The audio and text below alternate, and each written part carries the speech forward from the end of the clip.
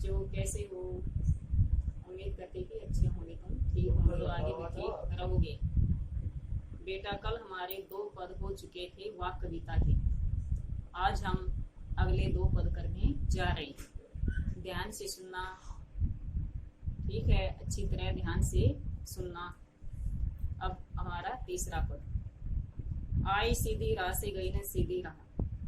अब इस वाक कविता में कवियत्री ने किसका वर्णन किया है कि इसमें कवियत्री ने ईश्वर की भक्ति का वर्णन किया कि हम ईश्वर की भक्ति करके ही हम मोक्ष की प्राप्ति कर सकते हैं।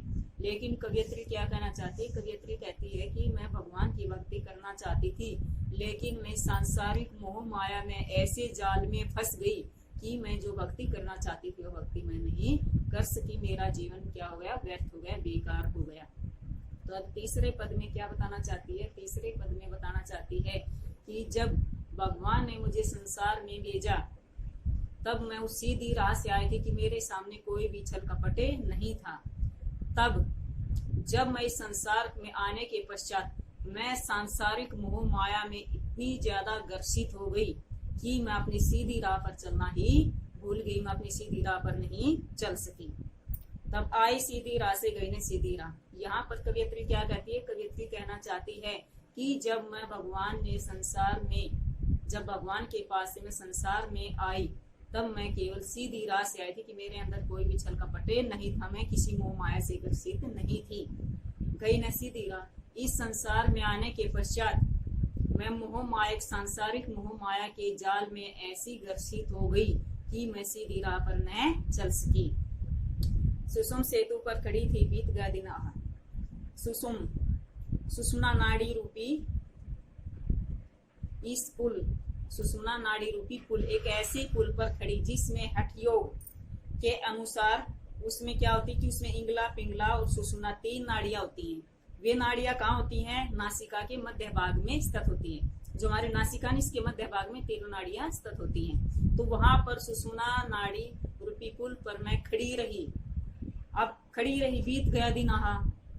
दिन यानी कि मेरा जीवन रूपी दिन बीत गया, कि मेरा जीवन बीतता गया, लेकिन मैं उस मोह माया से दूर नहीं हो सकी। जब जेब टटोली कोड़ी न पाई, जब मेरा जाने का समय आया, जाने का समय आया, जब मैंने अपना आत्मलोचन किया। जेब टटोली क्या है? आत्मलोचन करना। जब मैंने अपना आत्मलोचन किया, कोड़ी न पाई, मैं कुछ भी प्राप्त नहीं कर सकी। क्यों नहीं कर सकी? क्योंकि मैं सांसारिक मोह माया में इतनी ज्यादा ग्रसित हो गई कि मैं उसमें ग्रसित होने के पश्चात मैं अपनी जो मोह माया उसको नहीं छोड़ सकी, मैं प्रभु की भक्ति नहीं कर सकी। जेब टटोली कोड़ी न पाई। जेब टटोलना आत्मलोचन। कवियत्री क्या कहना चाहती कि जब मैंने अपना आत्मलोचन किया तो मेरे पास कुछ भी प्राप्त नहीं हुआ। कोड़ी न पाई, कुछ भी प्राप्त नहीं होना। क्या नहीं हुआ?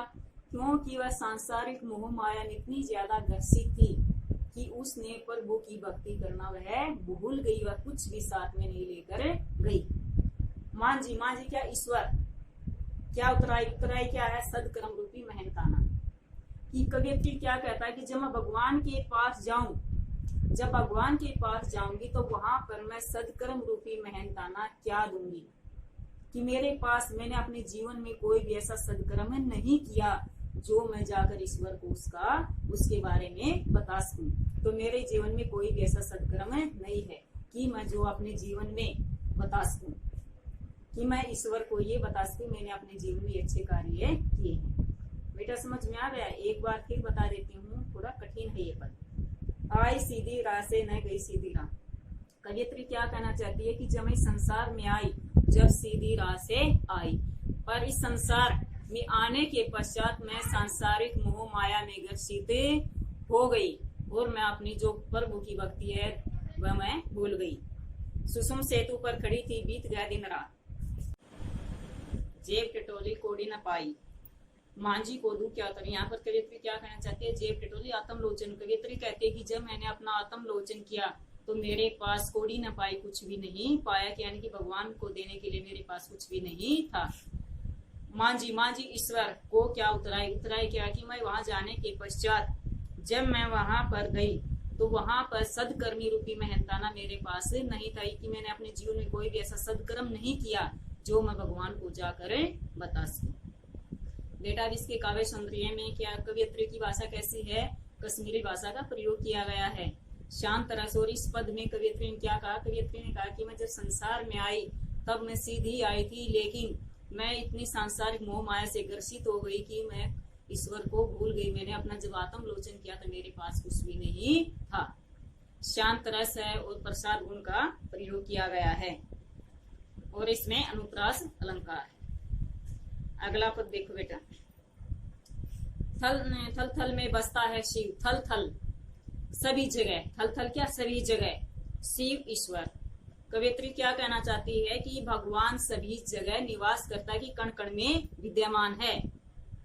भेद न कर क्या हिंदू मुसलमान, भगवान ने कभी भी हिंदू मुसलमान में कोई भी भेद नहीं किया है, तो हम हिंदू और मुसलमान में क्यों भेद करते हैं।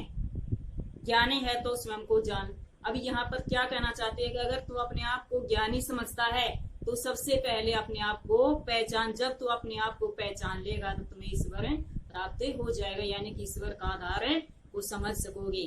क्योंकि मनुष्य के अंदर जब अपने आप को मनुष्य पहचान लेता है तो वह दूसरे के अंदर कमी नहीं देखेगा। तो यहाँ पर यही कहना चाहते हैं कि जब आप मनुष्य अपने आप को पहचान, सबसे पहले तुम अपने आप को ही जानो। वही है पहचान, वही साहिब स्वामी, वही ईश्वर की पहचान है कि वही व्यक्ति ईश्वर को प्राप्त कर सकते, यानी कि मोक्ष की प्राप्ति हो सकती है। जो व्यक्ति सबसे पहले अपने को जानेगा, अपने बारे में जानेगा कि मैं क्या हूँ, तो वही व्यक्ति क्या है, ईश्वर को प्राप्त कर सकते, यानी कि मोक्ष की प्राप्ति हो सकती है। बेटा इसका काव्य सौंदर्य में वही भाषा कौन सी है, कश्मीरी भाषा। और कवियत्री ने कहा कि भगवान कण कण में विद्यमान है, उसे कहीं भी ढूंढने की आवश्यकता नहीं है। और इसमें कवियत्री ने कहा है कि मनुष्य सबसे पहले अपने आप को पहचाने, अपने आप को पहचानने से वह ईश्वर को पहचानेगा। शांत रस का प्रयोग किया गया है, प्रसाद गुण का प्रयोग किया गया, और थल थल में पुनरुक्ति प्रकार से अलंकार है। बेटा आज हमारी ये कविता पूरी हो चुकी है। पूरी कविता की व्याख्या तुमने लिखनी है, जो मैंने बता रखे वैसे ही लिखनी है। शब्दार्थ है, प्रश्न है, व्याख्या है, काव्य सौंदर्य, भाव सौंदर्य लिखने हैं। धन्यवाद।